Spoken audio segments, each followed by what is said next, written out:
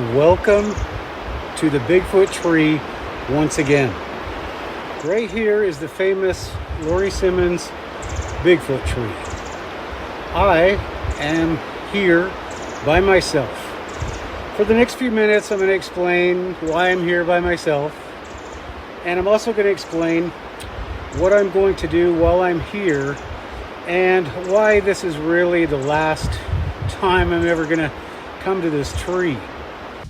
Hello everyone, I'm Matthew Hines for Encounters USA.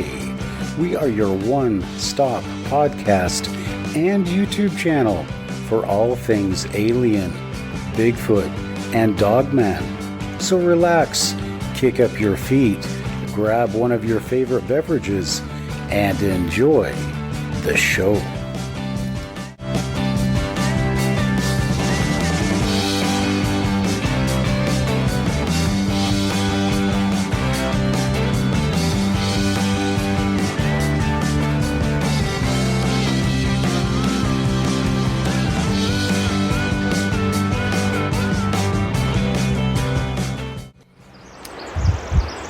All right, so first things first, let's go all the way back a couple weeks. I have been trying to get Michael Wallace and his sister, Lori Simmons, to come out here with Brent Dill to talk about this tree. 2 times. The first time we were going to do a Zoom interview, and at the last minute, Michael backs out. Okay? So, you know what they say, fool me once, shame on me, fool me twice, shame on you. I'm sounding like Bush. Fool me once, shame on me, fool me twice, shame on me. I don't know. So 2 times, 1 time on Zoom. I should have learned, but I didn't. And so this time, I had scheduled to meet Michael and Brent in and at the last, I get there like half an hour early. I'm ready to go. And of course, Michael says, oh, I'm having trouble. I can't get there. So, it takes a long time to get up here, and it's not like it's cheap. So this was pretty much a colossal waste of time. So I decided that I told Brent that, because I really didn't know, what am I going to do now? The guy who's supposed to be here is not going to be here. Brent, what are we going to do? Go do the same interview at this tree? What's going to be different about that? So I told Brent, forget it. I told him to just go home, and we're just going to cancel this Bigfoot tree. So as far as I'm concerned, unless I will never come out here under these circumstances again. Obviously, in the Bigfoot world, and it could be that maybe they're just having some fun. He went out to the Bigfoot tree, so we'll screw him around and make him waste all his time and put stuff on his website. So I guess it's the game people play. Back to the beginning. Hello, everybody. I'm standing in the town of, I'm not going to tell you the name of the town. This is a small town in the foothills of the Cascade Range. Small town, lots of stories about Bigfoot. In fact, at this little espresso stand right here in this small town, the person working behind the counter said that these towns are full of Bigfoot stories. In fact, she gave me the names and contact information of people I might want to talk to. So right now we're waiting for Brent and we're waiting for Mike to go up to the area where Don Wallace did his Bigfoot researching, and we're going to find out some facts about whether or not there's more to the Bigfoot tree than just a tree. As you can see, everybody around me has a loud diesel, so I'm going to end this video for right now, and I'm going to wait for Mike and Brent to show up. Well, my ride flaked out on me when he realized how far it was. But last night, everyone was excited to go, but backs out at the last minute. I'm so pissed. Now, the fact that Michael did not show up really put a cramp in our plans. I really didn't know at that point what I was supposed to do. was I supposed to tell Brent to continue out, even though Brent himself was almost an hour late. So it was really a fiasco right from the beginning. And at the end, I just decided, well, I'm just going to go up and I'm going to try to find that tree and do. Starting out, I had two immediate problems. The first one being that we had wasted a lot of time, and it was going to take time to get up to the Bigfoot grounds. The second problem was that without Brent, I wasn't sure exactly how to get back to the spot of the Bigfoot tree. You see, I'd been there before, but that was a few years ago, and I hadn't planned on returning, so I didn't try to remember the exact location of where it was. I was going to need to use all of my wits to find the tree. When I came near Marble Mount, I was very worried I was not going to be able to find this site. I wasn't sure exactly which road to turn off, and luckily I remembered that Savella Khalil, who puts on the Marble Mount Bigfoot Festival in August, was going to be doing a charity drive today in Marble Mount, and if I could just find her, I could find a way to get to this tree. Luckily, I remembered. Marble Mount Bigfoot Festival organizer Savella Khalil was going to go with us, but she said that she was working at the food bank in Marble Mount that day, so she couldn't make it. All I had to do was find the food bank. Was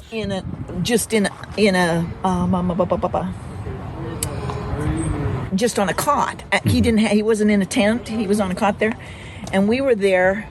And about midnight, it was right around midnight, I could hear walking behind my tent, and I thought, what's that? You know, I didn't say anything. I was just being quiet. Then all of a sudden, I heard banging, and I thought that it was Jaden trying to wake up Judy, because it sounded like it was banging on her camper, and then I heard voices like a female and a male talking and everything, and I thought, oh, it was Jaden went and is talking to Judy. Then that stopped, and then I hear walking behind my tent again, and I'm like, that's crazy. But I said, oh well, and I went to sleep. The next morning I got up, Jaden was still asleep, Judy was out and she was making coffee, and I jumped up and I said, oh, I've got to go to the bathroom. And she says, okay, I'll talk to you when you get back, Judy said to me. So I go down to the restroom and I come back and I just walk over to her tent, or her campsite, and she says, did you hear anything weird last night? And so I told her, I says, yeah, did Jaden wake up? And she said, no. She said, no, that was not Jaden. And she said my trailer was rocking, or my camper was rocking. And I said, well, and you didn't bother knocking. Yeah, I didn't. Yeah. And so that was all cool. That happened. And so we're talking back, and then Jaden wakes up. And anyway, if I can get this, I could show you a picture of what happened. In front of my tent, there was a handprint like this. Wow. in the sand, because they have the sand for the tent. A handprint like this, and a slash that went like that with 2 fingers. Wow. And so I took a picture of that, and when Tom got up there, I asked Tom about it, and he says that means that there was 2 in camp. Wow. That night. And so the 2 voices was them. I couldn't understand what they were saying, you know. Mm-hmm. It was mumble jumble to me. But anyway, that was what happened. But how long ago was this? Last September, right after we had the camp. Wow. So that's not the only thing. Mm-hmm. The other day, I have a pond in my yard. So all winter long, I really haven't been out there. So this year, I went out there to plant some flowers around my pond, and here was a slash like this with 2 marks in it by my pond. Wow. Like what kind of slash? With their fingers? Like a palm. No, oh wow. It's like their palm. You know how when you do this? Yep. It was a slash like that with 2 fingers. Now, and Tom says, yeah, they're used to you now, so they're gonna show up wherever you're at. All right. And then, so then I was driving to Darrington to pick up my daughter because she works over in Darrington. And so I was driving, I was by myself having a good old time, and I'm driving and it's a straightaway and there's no houses, you know, because if you come up from Arlington that way and you come 5:30, you see that there is some houses close to Rockport, but as you go further before Darrington, there's no houses, just the river and the hillside that's there. And I'm driving, and there was one right on the side. Two steps, he was gone. I was doing 60 miles an hour, and I couldn't get there fast enough. He was gone up the hill, and that hill is like almost straight up. Wow, exciting. So Savella Khalil, she is the leader of the Marble Mount Bigfoot Festival, and that's in August, Savella? August 28th and 29th of this year. All right, lots of Bigfoot stories to hear, so we're going to have 4 speakers this year instead of just 1 or 2. We're going to have 4 this year, plus Eric Cooper from Concrete. He's going to be live streaming it this year too. Maybe I can get Stephen Major over here for you. I don't know if you know him, but yeah, I can try to get him. And maybe I'll come and speak too. Yeah. All right, Savella, I'm excited. I'm getting up there. I got to find that Bigfoot. Now, hearing Savella's stories, I was really excited. I was really excited to get out to this site, and I was really excited to go out and see what else was going on, because that was the whole objective of coming out here in the first place. Is there something besides the tree? So of course, Savella's information got me really excited and really motivated to continue the journey. I knew it was going to be a little bit of a hike down to where the tree was. Now, I wasn't sure exactly where the tree was. I was relying again on memory. I just knew that it was down somewhere on the side, and hopefully there would be some indication to let me know when I was close by. The other concern I had, of course, was I had a lot of equipment that I had to take down with me. All of it had to go with me because I didn't want to make the hike back up the hill to get it. Now also, if you will notice, I'm by myself, so there's always that concern when you're out in the woods by yourself, because you get a sense of heightened awareness, and things that move around tend to make more of an impression on you. Hey, all you alien, UFO, Bigfoot, and Dogman fans, summer's here, and it's time to get out in some of the latest fashions from Encounters USA. If our hoodies get too hot, our t-shirts are made of a cool, to the touch, thin, quality blend that gives you the cool of cotton with the endurance of a polyester. It's the best of both worlds, and if the t-shirt isn't cool enough, try our super airy tank tops for men and women. You can find links to Encounters USA merchandise at encountersusa.com. While you're there, check out our bookshop, and of course, you'll want to check out our blog. Now, back to the Bigfoot tree. All right, so I've stopped a little bit down the trail here. I've gone about maybe 100 yards, and suddenly it has just become it was really chilly up at the top of the trail, but now it has become very warm, almost humid warm, where I'm sweating. And so I'm just making a note of that. And as I walk down here, I really get the sense that I'm not alone here. And so I'm not, going to sit here and say anything, but I really get a sense that there's movement like around me on the side. And it's, nothing to worry about. But yeah, you're out in the mountains, you're in the Cascades, so there's all kinds of stuff out here. So let's just continue on down the trail and try to find that tree. Well, that didn't take long. So we are here. Right behind me is the Bigfoot tree. Now, I would have walked right past it, except that right here we have these ferns. And as I was walking by, one of them just started like waving. The only one just waving like, hello, come here. I looked up, oh yeah, and there's the tree. So right now I'm going to go up there and we're going to begin our operations. We're going to be doing some thermal imaging, and we're going to be filming around the tree, trying to see if we can't get any responses. And first thing we want to do is show that we've come in peace. We brought gifts. We brought some apples. And so I hope that whoever's living here, if somebody's living here, is going to enjoy it. So the first thing I wanted to do was to establish a friendly relationship with anybody or anything that might be actually living under the tree. You never know. So that's what I did. Put out some apples and try to encourage some good old community neighborliness. By the time I actually got to the tree, I'll tell you, I was exhausted. I think I left at 8 o'clock in the morning, and it was almost 2:30. I had spent 6.5 hours driving out here, getting stood up, etc., etc. It had really been a fiasco. So I wanted to get as much productivity, as much done as possible, and if possible, find Bigfoot. Because I'm telling you, this is right in the middle of Bigfoot's neighborhood. So here we are, and we're sitting at the Sasquatch tree. It's right here, and every now and then you can hear above, as the wind rustles through, you can hear these so-called Bigfoot sounds.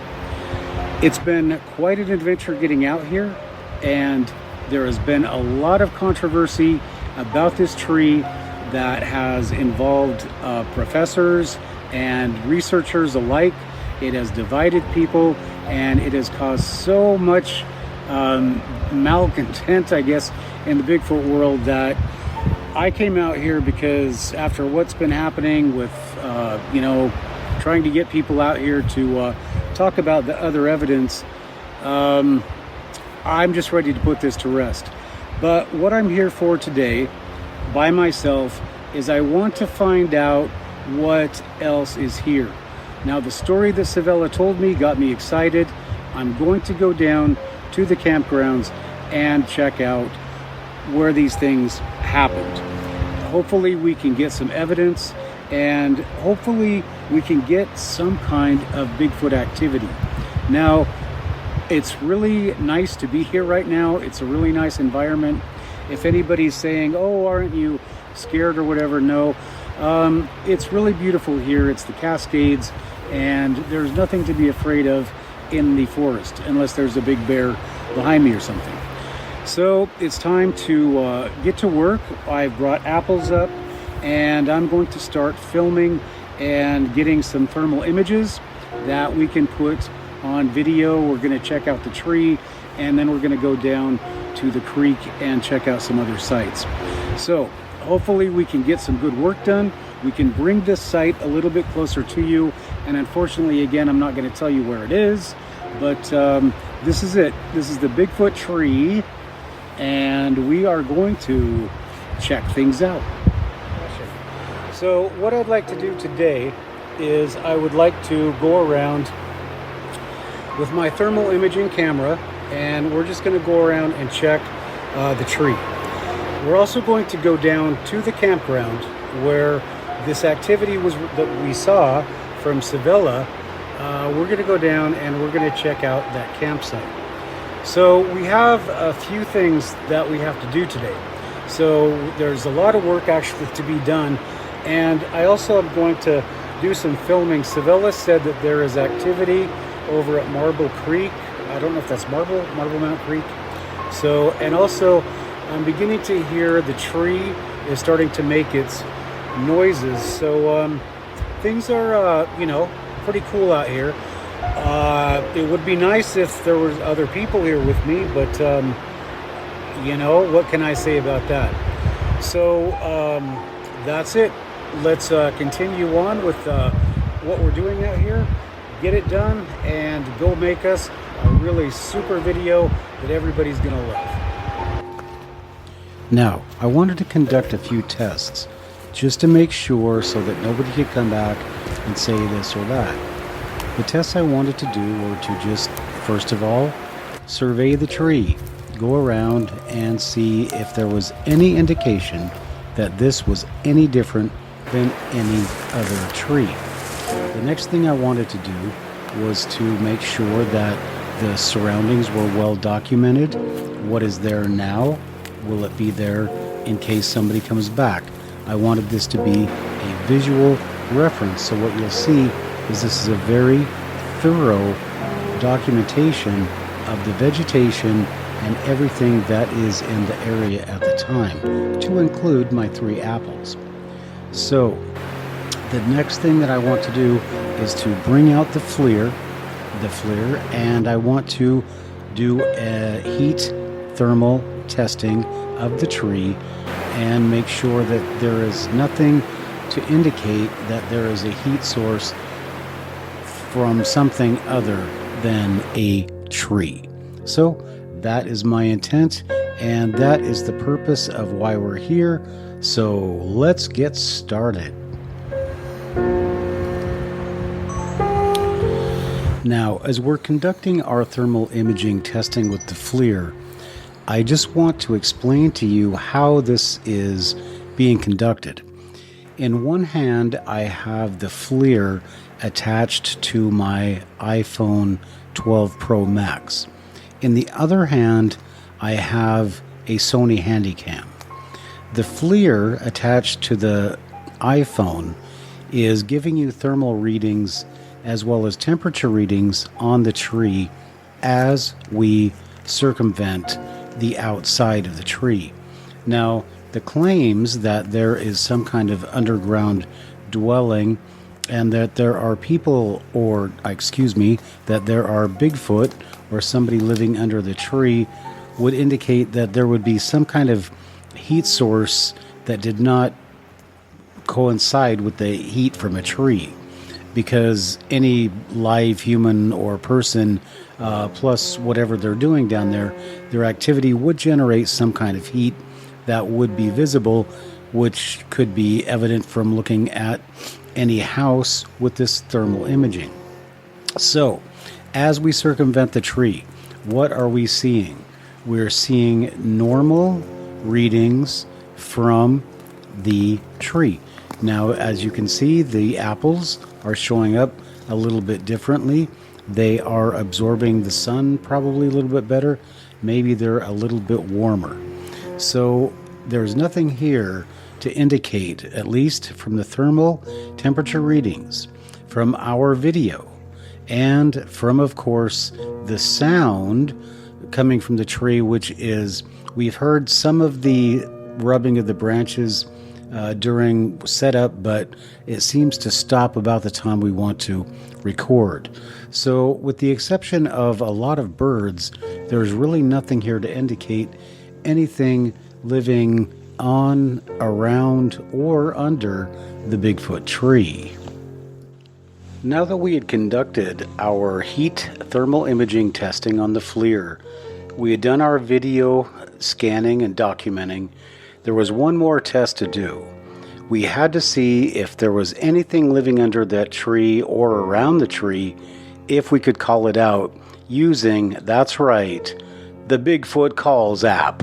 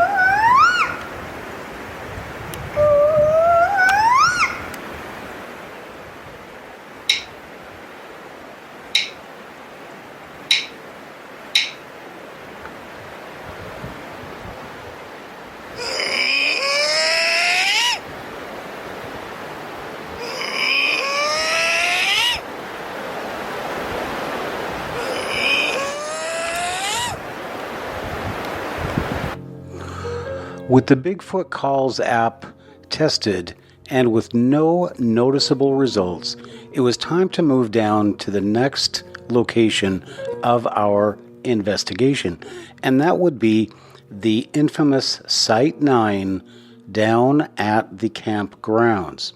Now, we are going down into the campgrounds. First of all, I don't know how long this road is. I don't know how far it is down to the campgrounds. I'm just determined to make it down there and to get whatever evidence I can of whatever Savella was talking about, along with Tom Cantrell, Lori Simmons, all these other people who say that there is activity not only at this tree, but also at the campground itself. So as you heard Savella say, activity down at campsite 9. So that is our destination as we are looking at what is known as hat cam. We're getting a good look at my at least probably almost 20-year-old boonie hat that has survived the wilds of Nepal, deserts of Saudi Arabia, Oman, India, you name it, this hat has survived it, along with Yellowstone and all of the popular American campsites. So as I make my way down this road/trail, I just want to be cognizant of what is going on in the woods around me. As you can see, the vegetation here is very, very thick. And I don't know if you know anything about bears, but they really prefer this kind of vegetation, and they can jump out at you in a heartbeat. This also could include Mr. Bigfoot, I suppose, but it is something to be cognizant of as you walk through this kind of terrain. Now, remember, this road is closed, so no human activity here for some time. So, we're just down here checking out basically what it's going to, in 1 month, be completely overrun with tourists, campers, and people trying to have a good time in the wilds of Washington State's northern Cascades. Now, I am approaching it. I'm approaching the infamous campsite number 9. This is the famous site where Tom Cantrell and all of these Bigfoot researchers claim to have seen Bigfoot.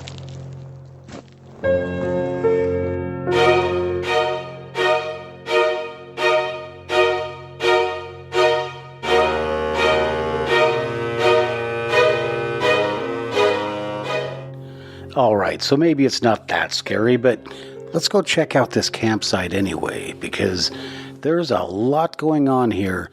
And oh, what's this? It looks like some kind of wiffle ball left for Bigfoot to play with. Well, he didn't pick it up. So now let's move across the grounds and have a look-see at the place of infamy or fame. Now, if you look at those benches right there, those benches once, according to Tom Cantrell, housed a Bigfoot, as they have a picture of him sitting at the bench. Everything has been turned upside down in the Bigfoot world ever since Campsite 9.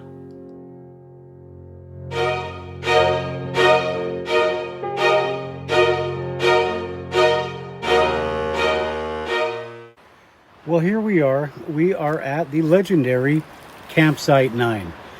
Now, what's so special about this campsite, as you heard Savella talking about earlier in the video, is according to Tom Cantrell, Savella, and a lot of other people, this is the place right here where you've seen a lot of Bigfoot activity. In fact, this is where the legendary photo that some people say is Bigfoot, some people say is somebody in a sleeping bag, is right here at these tables. So again, I can't disclose the location that I'm at, but I just want you to see that this is the site where a lot of this activity that is supplemental to the Bigfoot tree happens right here. So now you know what Campsite 9 looks like, at least in not a blurry, fuzzy photo. I've gone around and given you a pretty good idea of the layout of the site. And as you can see behind me, we have a very nice stream. I cannot remember the name of this. I think this is Marble Mount, but I know I'm wrong. Anyway, a very nice, beautiful stream is running by here. And so as far as water goes and being able to scavenge, etc., this really is an ideal site. So this is going to wrap up my report here from the Bigfoot tree. And I just want you to understand that unless there's something else big time or really important, or somebody that wants to come out here who's actually going to show up, then I'm wrapping up the Bigfoot tree completely. But while I finish up here, I'd just like you to enjoy some of the surroundings and some of the peaceful settings here somewhere in the Cascade Range. All right, well, I'm at the end of my little journey here. I'm actually walking out of this campground. And yeah, I'd say that all in all, it's been a fairly successful day, even though it started out kind of not good. But, you know, you just got to do what you got to do. And sometimes things don't work out. So you got to be flexible. So that's what we did today. And all in all, you know, we got a great day.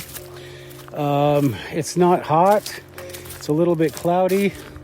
Got to finally get to our destination, which I didn't think we were going to be able to find this place.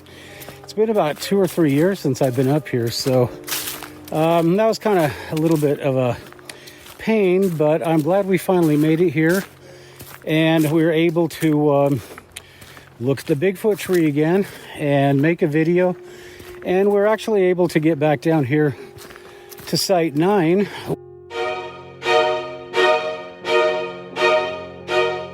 Where Tom Cantrell and Lori and all these other people say that Bigfoot showed up at their campsite. So what was really cool was the fact that Savella kind of verified everything by you know, explaining what happened while she was out here. So that was pretty cool. And I think that all in all, this is really, you know, absolutely bona fide Bigfoot country. So right out there somewhere, Sasquatch is out there making a living, trying to get food, and getting ready for the summer season, just like everybody else. So right now, I would imagine they're probably around here somewhere pretty close, and you know, they could be watching me. I certainly wouldn't know. But I didn't get any activity, and I did get a nice day out, so I can't complain too much. And I'm gonna have a lot of good video to send back or to upload to you guys. And look at me looking like old Les Stroud or Lee Strauss, one of those survivor men. So pretty cool. And I'm digging my DJI gimbal. I'm digging my FLIR. And I got my truck out of the shop, so I'm ready for Bigfoot season. So another thing that I just want to touch on very quickly was that if I had not found out that Savella was working for a food drive today, therefore she couldn't make our little exploration here, if she hadn't told me that and I tried to talk her out of it, I wouldn't have known how to find her. So I would never have been able to get up here. So you just never know. And to add to that, Savella also invited me to come and stay with her daughter and some other ladies in their cabin at Medellin Bigfoot Festival, because I actually was going, well, I guess I'll go over and sleep in my truck. I don't think they're going to have any accommodations over there, but Savella said, no, you stay with us. And so sweet I'll be over there in Medellin in June, interviewing people and causing trouble most likely. So it's just been great. And I guess I'm going on my third year of Encounters USA. I've met so many great people. Savella is one of them. Tom Cantrell is another.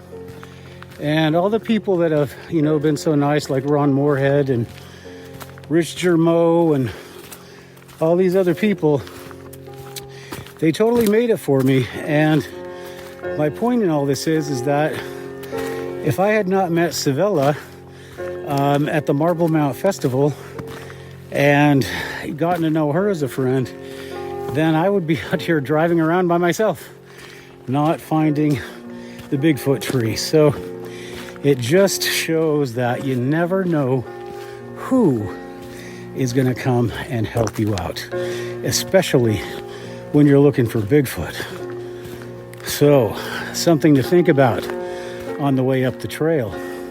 Once I had finally found the tree, gone down to the campgrounds, collected evidence, visited these old sites, and checked out some of the information given, as well as taking video and photographs, it was time to head back to Seattle, check my footage, and to call it a day. I hadn't seen Bigfoot, but I felt I was just a little bit closer to understanding, because I'm telling you, these are Bigfoot grounds. I'm Matthew Hines for Encounters USA. So when you're out in the woods, especially if you're out near the Bigfoot tree, always watch your back. Matthew Hines here. Just want to remind you, if you like this kind of content, subscribe to this channel, whether you're listening on podcast or watching on YouTube. Also, go to encountersusa.com for more videos and podcasts, all archived for your convenience. Also, we have a wonderful Encounters USA blog, as well as an Encounters USA paranormal shop for all of your paranormal apparel. So, not only can you watch your back, you can put some of our designs on yours as well.